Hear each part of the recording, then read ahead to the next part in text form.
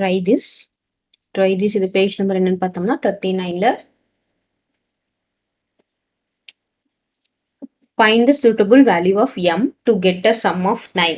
இப்போ நம்ம m is equal to 1 போட்டாங்க. 1 plus 4 is equal to 5. இப்போ நம்ம என்ன பண்ண போறோம்? அதாவது m plus 4 அப்படின்னு கொடுத்துட்டாங்க.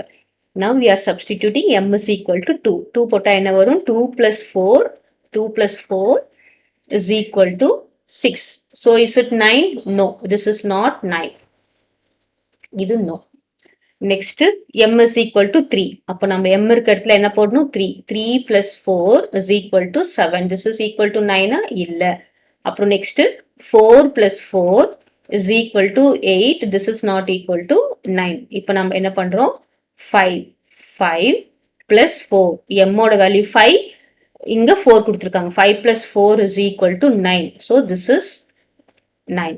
So அப்போ நம்ம m ஓட வேல்யூ 5 போட்டோம்னா நமக்கு என்ன கிடைக்கும்? ஆன்சர் 9 கிடைக்கும். கிளியரா?